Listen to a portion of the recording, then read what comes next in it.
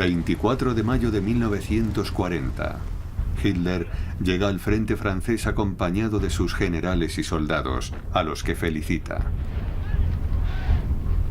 En 2 semanas han forzado la retirada de los ejércitos francés, británico y belga. El Führer, en su directiva de guerra número 13, ordena su aniquilación. Apocalipsis. Hitler ataca Europa Occidental, 1940. Se acabó el descanso para los hombres a los mandos de los tanques alemanes.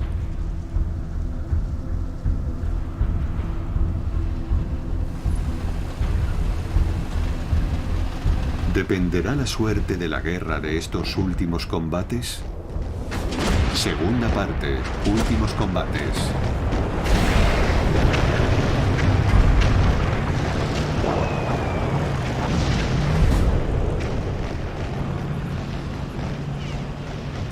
El 26 de mayo de 1940 los alemanes llegan al Canal de la Mancha y cumplen así la última fase del famoso Plan Amarillo, la trampa con la que Hitler ha logrado rodear completamente Dunkerque y a las tropas aliadas.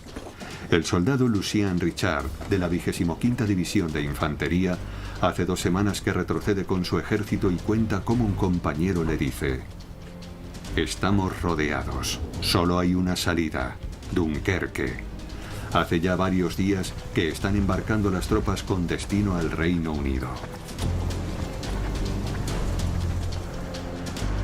En la playa de Dunkerque se encuentran con una realidad terrible. No hay agua ni comida y la aviación alemana lanza ataques contra los barcos cargados de hombres.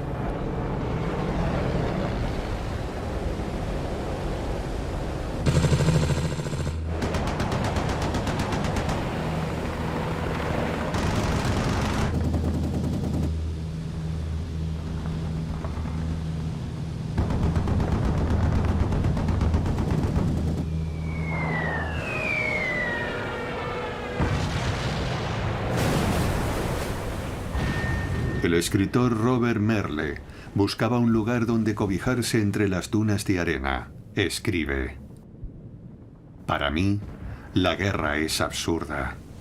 Y no esta guerra o aquella, todas las guerras, sin excepción. No hay una sola guerra justa, ni santa. La guerra es un absurdo». Y los Stukas, los bombarderos alemanes, retoman sus vuelos en picado y aterrorizan a las tropas aliadas con el sonido de sus sirenas.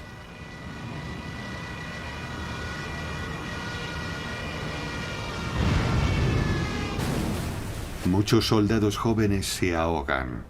El presidente de la República Francesa, Albert Lebrun, pronuncia la palabra armisticio.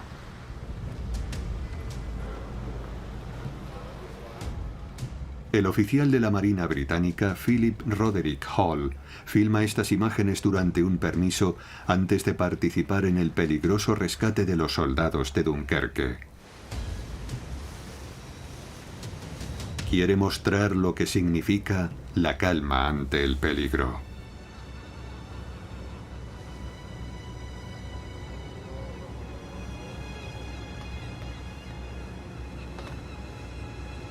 Morirá 6 meses más tarde. En el cielo de Dunkerque, los alemanes ahora tienen que enfrentarse a la Royal Air Force. En un solo día, los aliados derriban 48 Stukas.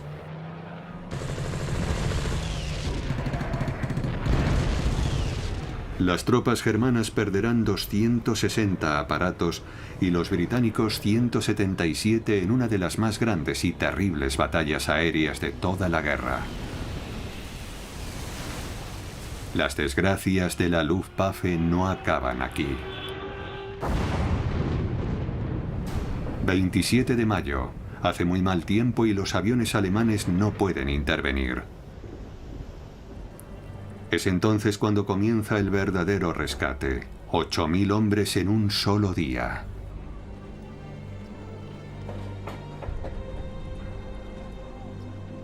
Los soldados franceses embarcan. Son torpedeados y salvados de nuevo. Están agotados.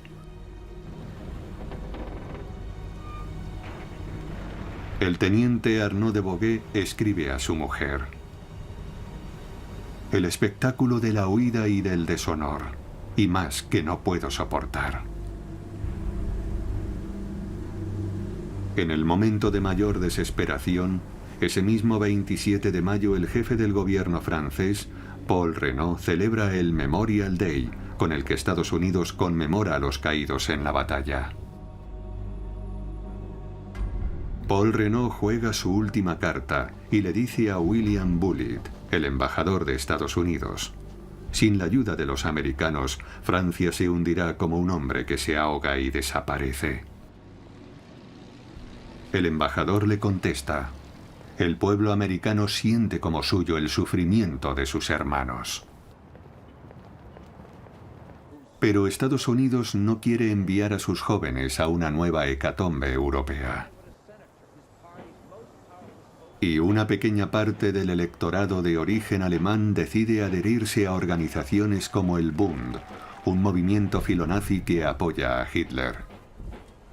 Su jefe, Fritz Kuhn, entona el himno del Partido Nacional Socialista.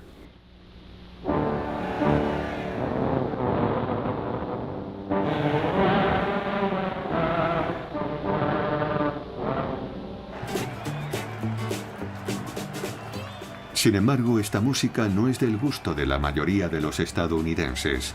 Están inmersos en la campaña electoral de 1940.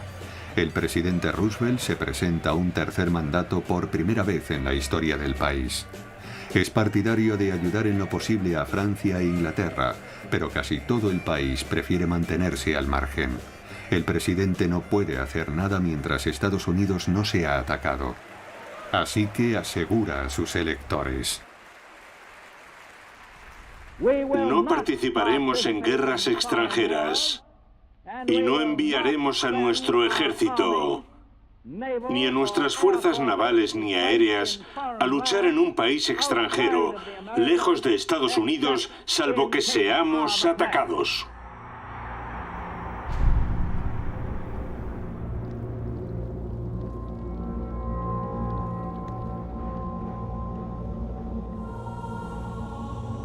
El 28 de mayo, Bélgica capitula porque no hay nada ya que la pueda salvar. El rey de los belgas, Leopoldo III, ordena la rendición y se entrega a los alemanes junto con sus soldados. Los aliados se replegaron a Dunkerque sin avisarle.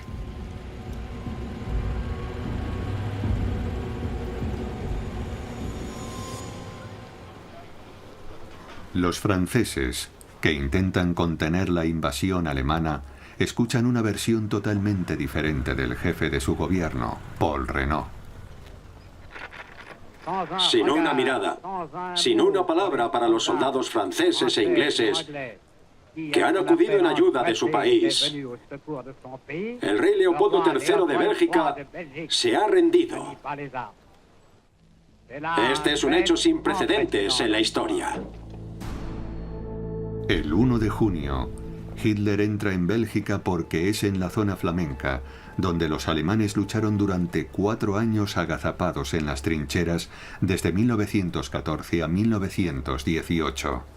Pretende evocar a los soldados de la Primera Guerra Mundial ante las tropas de 1940, a quienes promete la victoria.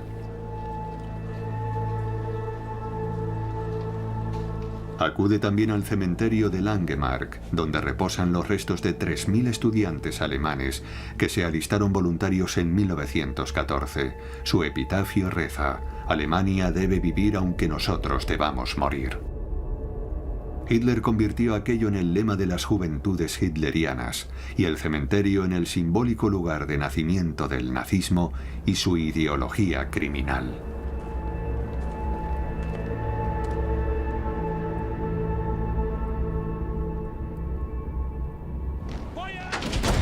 Durante este tiempo, frente a Dunkerque, el ejército alemán se topa con la resistencia inesperada de 5 divisiones francesas que se sacrifican para proteger la evacuación.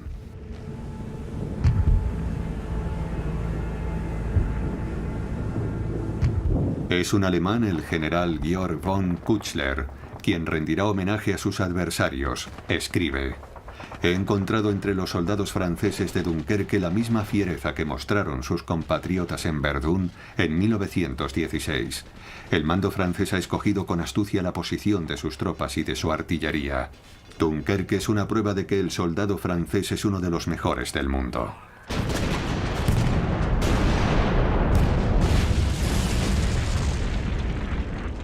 $10.000 soldados franceses mueren. Alemania sufre las mismas bajas.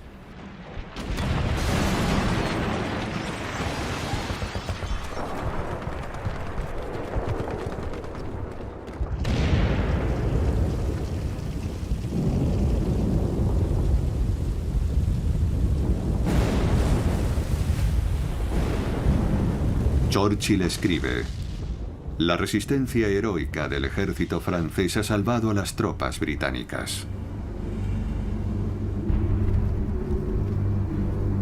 La Marina francesa emplea más de un tercio de sus 850 barcos para evacuar a 338.000 hombres, de los cuales 140.000 son franceses. El 4 de junio, los últimos supervivientes llegan a los puertos del sur de Inglaterra. Todos se alegran de seguir vivos, a pesar de la derrota.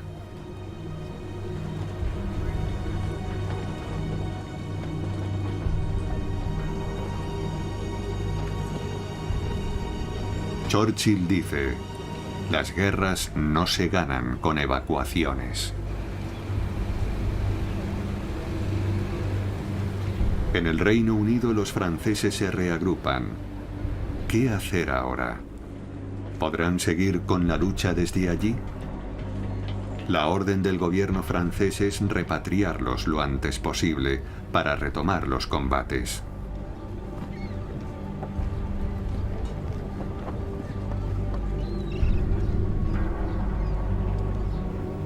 El cabo Lucien Richard está entre estos hombres y cuenta: unas jóvenes encantadoras nos traen cestas con sándwiches y dulces. Los ingleses tienen mejor opinión de nosotros que nosotros mismos.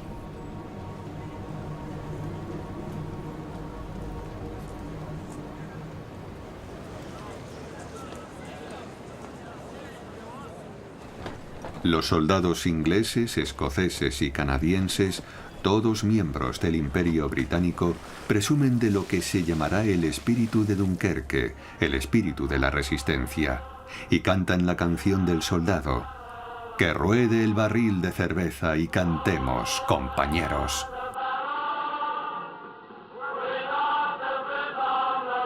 Con ellos en mente, pero también al pueblo británico e incluso a Hitler, Churchill pronuncia el discurso del valor contra el miedo. Lucharemos en las playas, lucharemos en los campos, lucharemos en las calles, lucharemos en las colinas y jamás nos rendiremos. Y además añade fuera de micrófono: tendremos que combatir a botellazos porque es lo único que nos queda. Porque el ejército británico deja en Dunkerque todo su material de guerra. Más de 80.000 vehículos motorizados, 100.000 toneladas de provisiones y municiones y 150.000 toneladas de carburante. El escritor Jack Dickens sale de su cueva, tiene 10 años. Recuerda el 5 de junio de 1940. Los aviones daban vueltas en el humo negro de una refinería en llamas. Después, el sorprendente silencio que a veces sigue a la guerra. La vida detenida.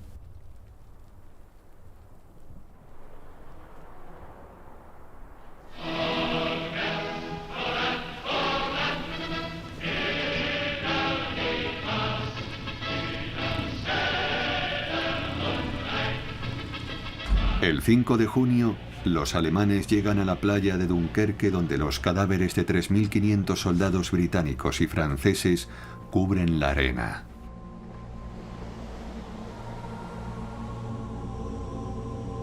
Se topan con los restos del torpedero Adroa, uno de los navíos franceses hundidos por los Stukas.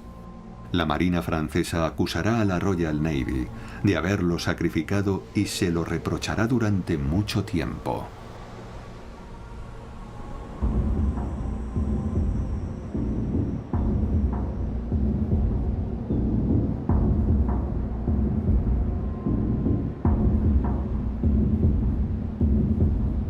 Sobre la playa de Dunkerque, los alemanes reúnen a 35.000 prisioneros franceses, los últimos defensores, los valientes entre los valientes, como habría dicho Napoleón. Uno de esos soldados franceses, ahora prisionero de guerra, escupe cuando ve que un alemán le filma. Hitler siente que en ese preciso momento podría invadir Inglaterra, a la que cree incapaz de defenderse, pero a los suyos les repite lo que ya había escrito en su libro. Les dice: antes hay que derrotar a los franceses por completo. Y proclama que doblen las campanas durante 3 días en toda Alemania, que su carrillón se mezcle con las oraciones, porque desde mañana por la mañana las divisiones alemanas y nuestros escuadrones aéreos comenzarán la segunda fase de la lucha por el futuro de nuestro pueblo. Escuadrones de bombarderos de la Luftwaffe amenazan París. Pero Hitler dice: no destruiremos esta antigua ciudad llena de cultura. Y los invasores limitan sus ataques a las estaciones y a algunas fábricas.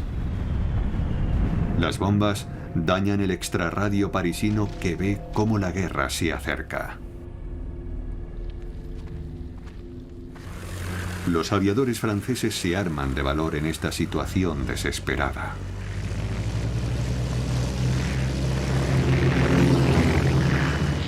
El as de los pilotos de caza alemanes, Werner Mölders, es abatido.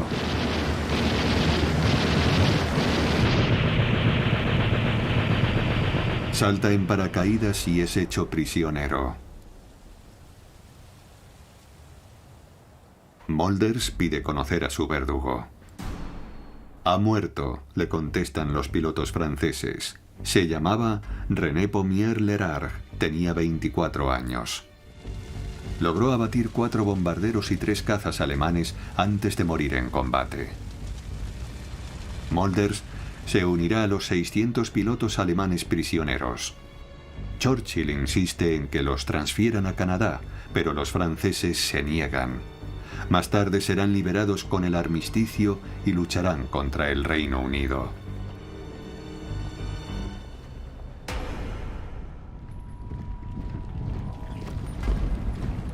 El 5 de junio, 3 semanas después del comienzo de la invasión, los alemanes avanzan hacia el interior de Francia.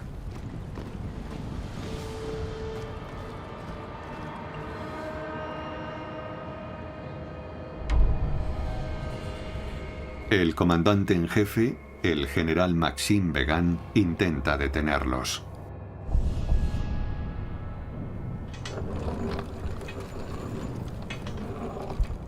Allí los alemanes nuevamente se ven sorprendidos por la resistencia francesa. La línea Weygand recuerda a la guerra de trincheras del conflicto anterior. El soldado Leo Calvet, del 1er Regimiento de Zuavos, escribe: hemos resistido todo lo que hemos podido, pero ya no nos quedan granadas. Estamos al límite. No hemos visto tanques, ni refuerzos, ni recibido provisiones. Los franceses ceden. Los alemanes penetran la línea Weygand, cruzan el Somme y avanzan sobre Francia.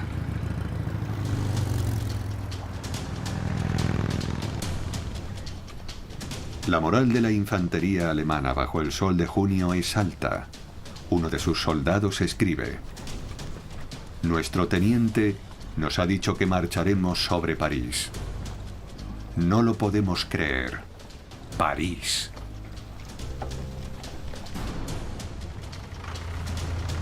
El teniente Karl-Heinz Mende escribe: El corazón nos late a 1000. Una voluntad de acero nos hace avanzar. Esta guerra es nuestra guerra.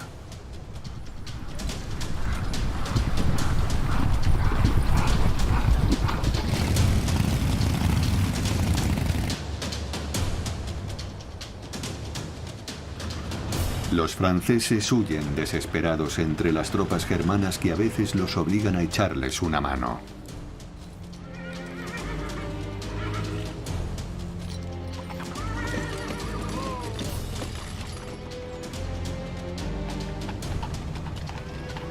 Fernand Vignon, el fotógrafo y cineasta aficionado de Gisors, Normandía, también ha huido con su familia. Llegan al mar y se detienen ante el monte Saint-Michel. No pueden ir más allá. Fernand Vignon encuentra refugio en casa de la tía André, que se esfuerza por reconfortarlos.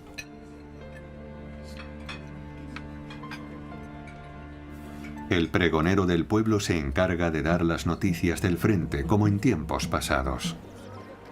Y ese 6 de junio de 1940... anuncia que los alemanes han llegado al Sena y que se ha producido un cambio de gobierno. ¿Servirá eso para detener a los invasores?, pregunta su mujer, pesimista. Ese mismo 6 de junio en París, Paul Reynaud incluye en su gobierno al general de Gaulle, que quiere seguir la lucha contra los alemanes cueste lo que cueste. Le encargan la coordinación con el Reino Unido. Es además una voz más contra los derrotistas del Consejo de Ministros, liderados por el vicepresidente del Consejo, Pétain.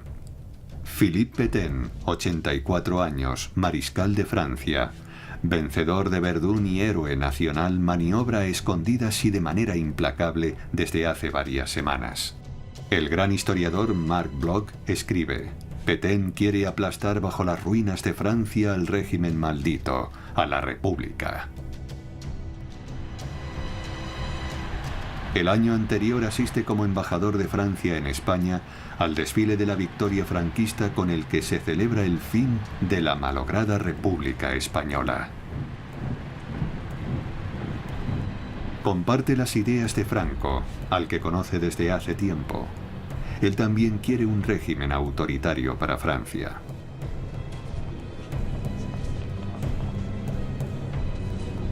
Durante lo peor de los combates en Dunkerque, comienza a negociar los términos de un armisticio a través del embajador de España. Todas las deliberaciones del Consejo de Ministros francés llega también a Hitler. Prosigue su negociación clandestina con Hitler, mientras los alemanes se enfrentan a una dura resistencia en Rouen. Negocia mientras la ciudad arde en llamas.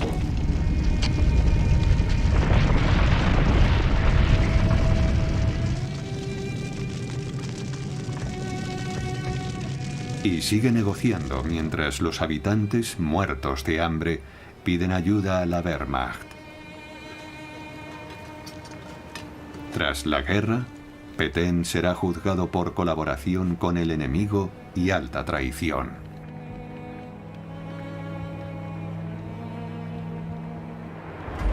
El 10 de junio, el gobierno abandona París en medio de un caos indescriptible.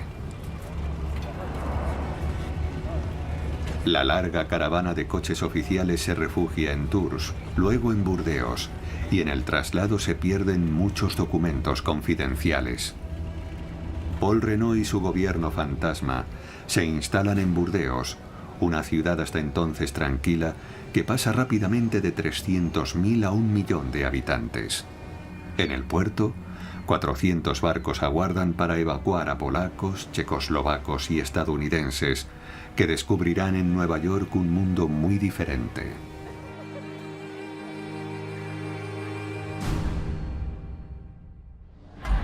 En Roma, ese mismo 10 de junio de 1940, el dictador de la Italia fascista, Mussolini, se dirige a la nación. Ya hemos transmitido la declaración de guerra a los embajadores del Reino Unido y Francia. El embajador francés dice: es como hacer leña del árbol caído. Cuando Hitler, su aliado, está cerca de la victoria, Mussolini reclama su parte del botín: Niza, Saboya, Córcega y Túnez. Y comenta con gran cinismo a su jefe del Estado Mayor: solo necesito unos miles de muertos. Los italianos atacan en los Alpes y pierden en solo unos días 1.500 hombres. 3.000 caen heridos y 2.000 son hechos prisioneros. El balance francés es de 37 muertos y 62 heridos.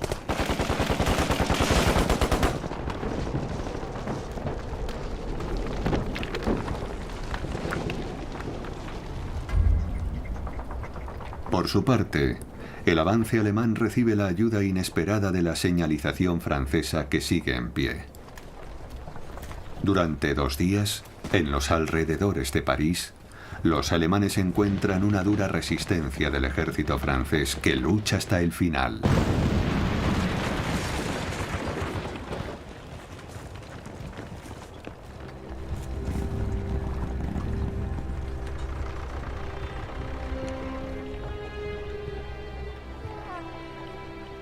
El 13 de junio, tras un mes de combates, París se declara ciudad abierta.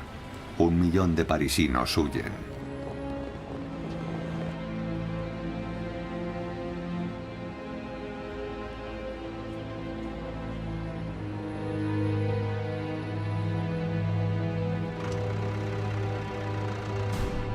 La toma de París el 14 de junio es un acontecimiento concienzudamente preparado por las redes nazis de Otto Abetz, que será nombrado embajador, y por su comité Francia-Alemania, muy activo en las sombras desde 1930.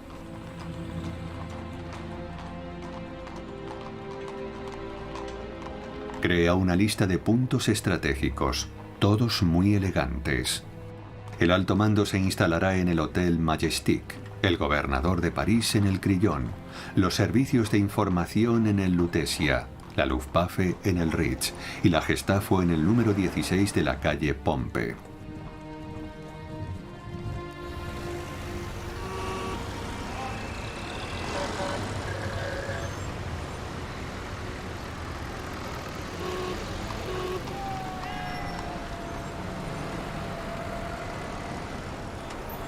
Los parisinos que quedan, filmados por los soldados alemanes, no parecen agresivos, pero igualmente son vigilados por la policía militar alemana con su placa sobre el pecho.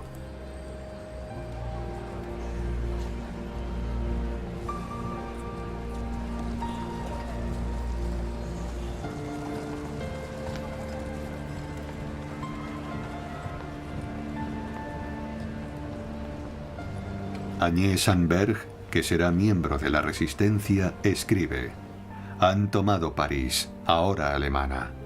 Tenemos que aceptar esta terrible realidad, asimilar que es verdad. Ahora todo me da lo mismo. Estoy agotada, descorazonada. Ya no siento nada, ni miedo, ni preocupación alguna. Estoy como anestesiada.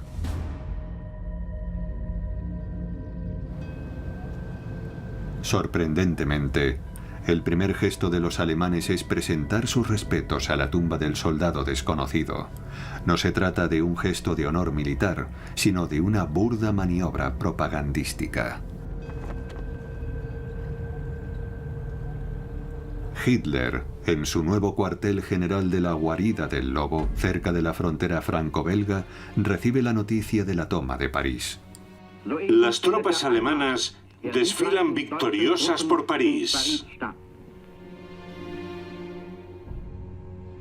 En la iglesia del pueblo, transformada en sala de proyección, verá las noticias alemanas de junio de 1940.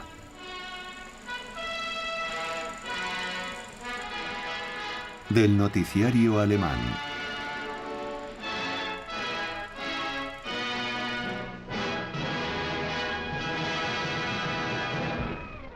Un gran desfile pone fin a las celebraciones. El Führer y los soldados están unidos por un gran espíritu de camaradería, que se renueva día a día, con cada batalla y con cada victoria. Hitler recibe de Rusia y de otro dictador, Stalin, una calurosa felicitación.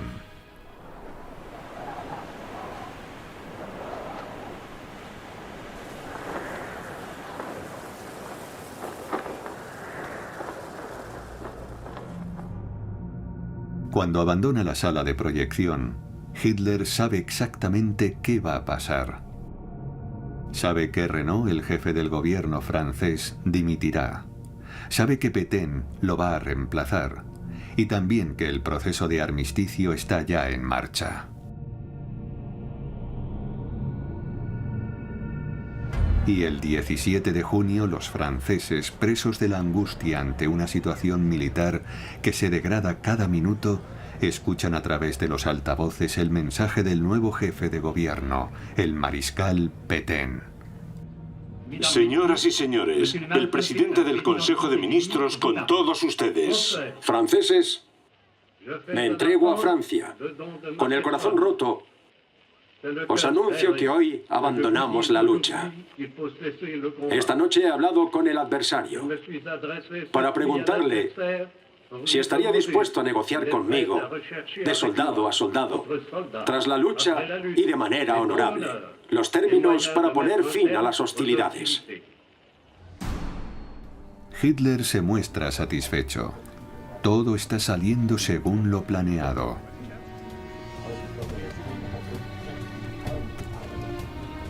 El general Keitel, siempre dispuesto a halagarlo, le dice: «Mi Führer es el líder más grande de todos los tiempos».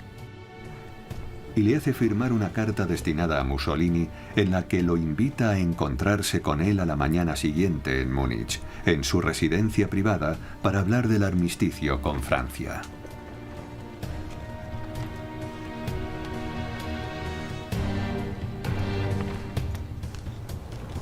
El 18 de junio tiene lugar la reunión en un ambiente de euforia y con el habitual baño de multitudes.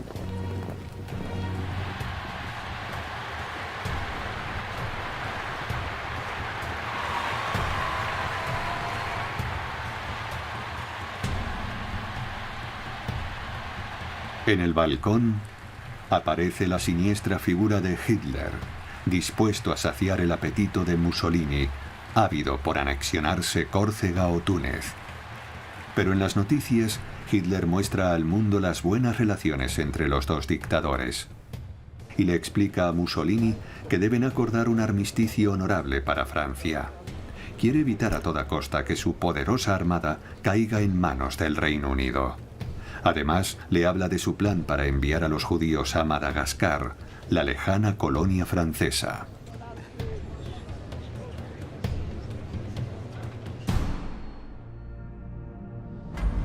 Ese mismo 18 de junio en Londres, de Gaulle se encuentra en el Reino Unido gracias a las maniobras del general inglés Spears. Es uno de los pocos que se niegan a admitir la derrota. Churchill le da permiso para hablar en la radio pública, la BBC.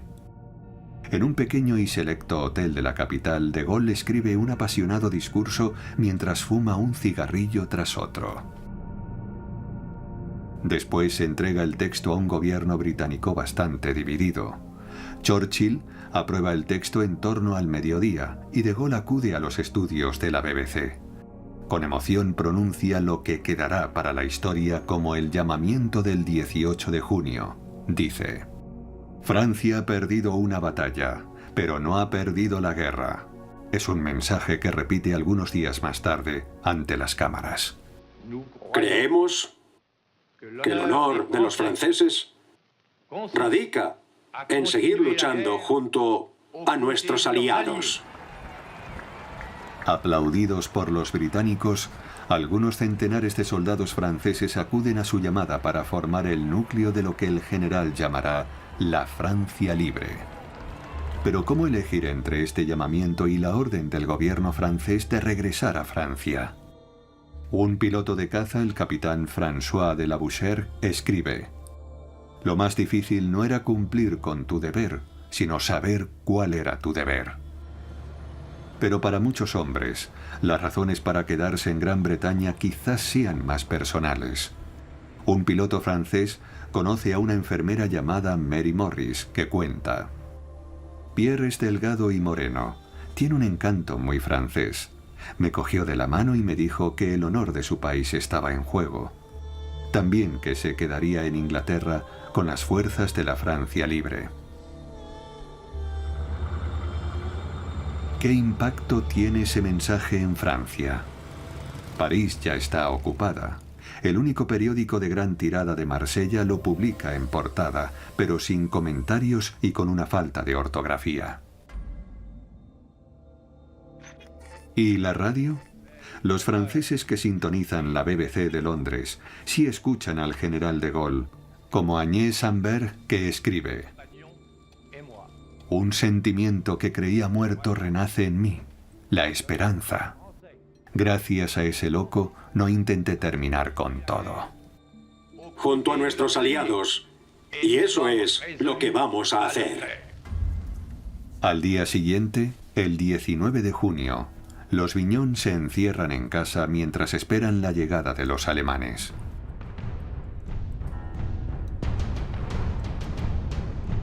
Los gendarmes han desalojado las calles. Nadie puede salir.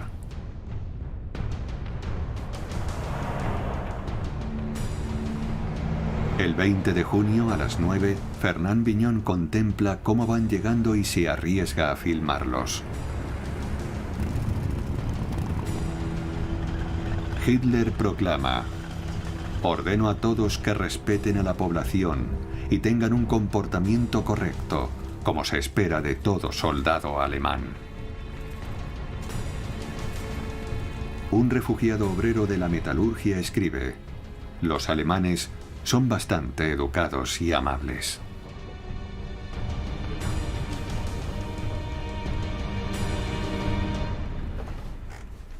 Más tranquilo, Fernand Vignon, como millones de franceses, pedirá autorización a los invasores para volver a su casa en Normandía. La familia regresa a Gisors, tras 6 semanas de guerra. Todo está en ruinas.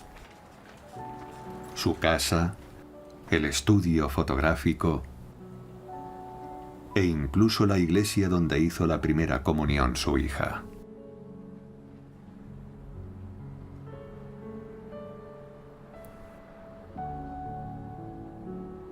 Sin embargo, tienen la suerte de recuperar sus joyas, guardadas dentro de casquillos de obús. Con eso podrán sobrevivir. El 21 de junio, Hitler llega al bosque de Compiègne, donde se firmó el armisticio del 11 de noviembre de 1918. El Führer contempla el monumento sobre el que se puede leer: Aquí sucumbió el orgullo criminal del imperio alemán, vencido por los pueblos libres que pretendía subyugar. Ordena su destrucción, pero respeta la estatua del mariscal Foch, líder de los ejércitos aliados y encargado de dictar el armisticio de 1918 en ese mismo vagón.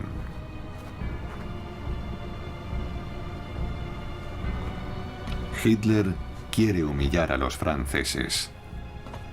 Sin embargo, cuando llega la delegación francesa, se levanta y saluda a unos hombres a los que llama soldados valientes.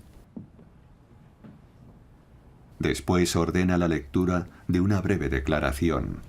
Dice lo siguiente: Este lugar ha sido elegido para borrar, de una vez por todas, el recuerdo del más profundo deshonor de todos los tiempos.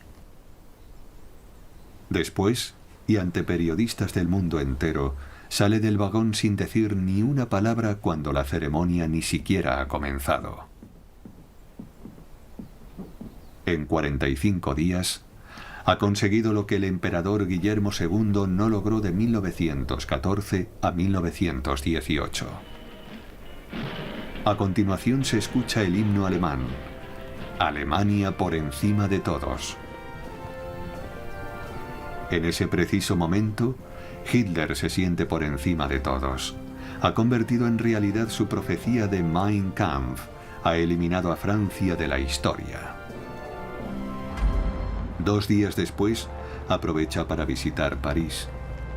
Se siente el dueño del mundo. Como ha estudiado arte, actúa como guía de su grupo de nazis serviles con los que visita la Madeleine o la Ópera Garnier. Durante el recorrido, reciben el saludo de los únicos franceses autorizados a salir a la calle, la policía. Unos días antes, los prisioneros han estado retirando los sacos de arena que protegían el obelisco de la Plaza de la Concordia.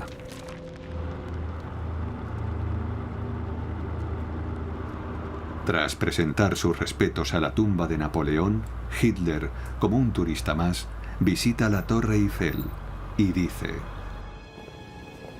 París es bonito, pero haremos de Berlín una ciudad aún más bella. ¿Quién osará contradecirlo? ¿Quién evitará que cometa los crímenes más atroces? El 25 de junio, el armisticio entra en vigor y cesan los combates en todos los frentes. Las mujeres, los niños y los ancianos regresan a sus casas, mientras que sus maridos, padres e hijos emprenden el viaje a Alemania. Alrededor de 1.800.000 prisioneros. Alsacia pasa a ser alemana. Francia queda dividida en dos. Al norte, una zona ocupada, prohibida. La fachada atlántica y sus puertos ahora son para los submarinos germanos. Una pequeña franja de los Alpes es para Mussolini. La parte del país que queda al sur del Loira no es ocupada. Recibe el nombre de zona libre y su capital es Vichy. El dictador español Franco es quien sugiere a Hitler dejar algo de terreno a los franceses, más que nada para no tener a los alemanes en su frontera. Esta zona libre le viene bien a Hitler. Con esta concesión evita que los franceses continúen con la lucha en su imperio colonial de África. Quiere un gobierno francés bajo su control e instalado en los numerosos hoteles de la ciudad balneario. Pétain aprovecha la situación para acabar con la República. En una votación realizada en el teatro del Gran Casino de Vichy, diputados y senadores, enloquecidos por la derrota, le otorgan plenos poderes. Así instaura un nuevo Estado francés y reemplaza el lema nacional Libertad, Igualdad y Fraternidad por Trabajo, Familia y Patria. Este lema no se aplica a la veintena de campos abiertos desde 1939 para internar a ciudadanos alemanes. Los más conocidos son Gurs, Rivesaltes o Le Mille. En 1940 los judíos y los alemanes contrarios al régimen nazi, refugiados en Francia, se agolpan en campos insalubres a la espera de ser devueltos a los nazis de acuerdo con las cláusulas del armisticio. Hay que actuar con rapidez para salvarlos, escribe el periodista estadounidense Varian Fry. Logra reunir los fondos en poco tiempo y crea en Marsella un comité de ayuda para conseguir visados y pasajes a Estados Unidos. Ayudado por una joven y rica estadounidense, Mary Jane Gold, logran salvar en un año a muchas personalidades investigadas por la Gestapo, como los grandes pintores Max Ernst o Marc Chagall, escritores como Heinrich Mann o André Breton, Hannah Arendt o Victor Serge, además de miles de judíos. Pero Pétain ordena la expulsión del periodista. Los hombres de Vichy comparten el antisemitismo nazi y admiran la organización fascista. Su principal inquietud es mantener el orden en esa pequeña parte de Francia y en el gran imperio colonial, con los escasos medios militares de que dispone. Sin embargo, todavía cuenta con una marina de guerra intacta, considerada la cuarta del mundo, un gran activo que los nazis codician. Las cláusulas del armisticio la dejan bajo el control francés, pero ¿qué garantías puede dar un Estado que está bajo el control de otro? 10 días después de la derrota y el armisticio francés, los británicos están muy preocupados. Churchill no quiere que la flota francesa acabe en manos alemanas. envía una potente escuadra a Mazalquivir en Argelia, donde se encuentran los principales acorazados de la armada de Petén. Le transmiten un mensaje: únase a nosotros o envíe la armada a la Martinica. Petén se niega. Y el 3 de julio Churchill ordena a sus barcos que abran fuego.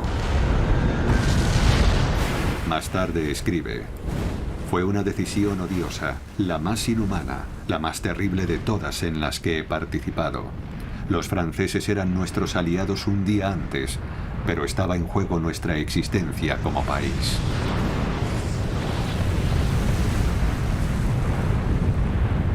El acorazado Bretagne se hunde con 900 marineros a bordo.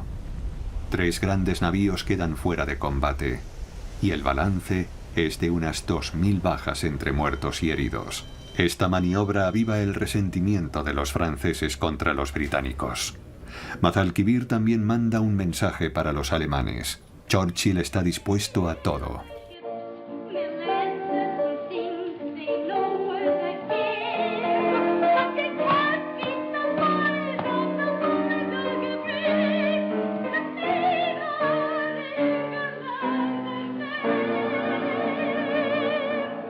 El pueblo británico está con él, empezando por su hija Mary. Simpática y dispuesta a ayudar, es un ejemplo a seguir. Se alista en el servicio femenino del ejército y más tarde se convierte en ayudante de campo de su padre. Aquí vemos a la futura reina Isabel II con su hermana pequeña, Margarita. Ella también colabora. Por primera vez se dirige por radio a los niños del Reino Unido. Intentamos asumir los riesgos y la tristeza de esta guerra. Sabemos que al final todo irá bien. Los británicos temen una invasión, pero antes los alemanes deben conquistar los cielos. Para detenerlos, el Reino Unido cuenta con sus jóvenes pilotos, pero también con aviadores canadienses, neozelandeses y los que siguen luchando desde el exilio, polacos, belgas o el piloto de la Francia Libre, François de la Bouchère, que es finalmente abatido. La batalla de Inglaterra dura 2 meses de combate sin piedad en el cielo, 2 meses de heroísmo y de violencia inaudita.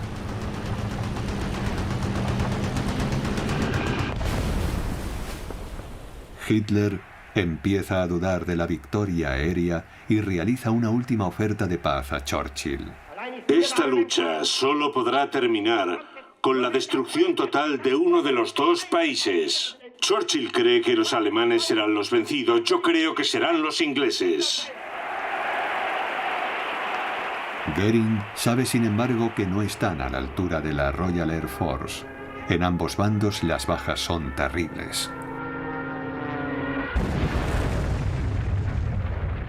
Hitler se cansa de las promesas de Goering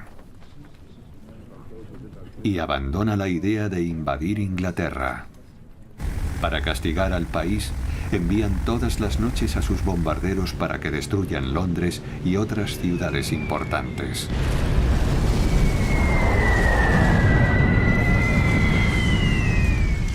Los londinenses llaman a esos bombardeos la Blitz, como la guerra relámpago que ha arrasado Francia.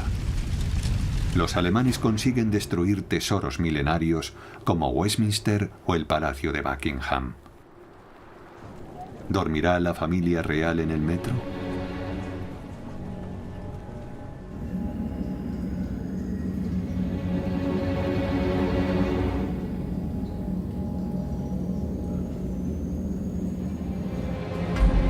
El 21 de octubre de 1940, Churchill se dirige a los franceses a través de la BBC. Nuestros pueblos están unidos. Seguimos luchando con firmeza bajo el fuego alemán. No olvidamos jamás lo que nos une a Francia. Que Dios la proteja. 2 días después, El 23 de octubre, Pétain se reúne con Hitler. Le estrecha la mano. Después se dirige a sus compatriotas. Acudí al encuentro con el Führer libremente. No he recibido ninguna orden por su parte, ninguna presión. Entre nuestros países habrá colaboración. Muchos franceses se sienten indignados por el fin de los combates. Otros prefieren colaborar. Bajo la presión de los alemanes, Pétain promulga el Estatuto de los Judíos, con el que empeora su situación. Primero se les excluye de la vida pública. Más adelante comenzarán las deportaciones. Esta colaboración es el fin de Pétain. ¿Entregará el resto de la flota a los nazis? Aunque quizá Hitler ya no esté interesado. Dice que su poder no está en el mar, ni en el aire, sino en tierra, en sus millones de soldados y de tanques, una fuerza creada para una ofensiva brutal y rápida. Dice: la esperanza del Reino Unido es la Unión Soviética y Estados Unidos. Si la esperanza en Rusia se disipa, Estados Unidos tampoco acudirá en su ayuda. Está en juego el espacio vital al este. Hay que acabar con Rusia. Cuanto antes lo hagamos, mejor para todos. Como un tren en la noche, Alemania y con ella toda Europa se hunde en el apocalipsis. Apocalipsis. Hitler ataca Europa Occidental.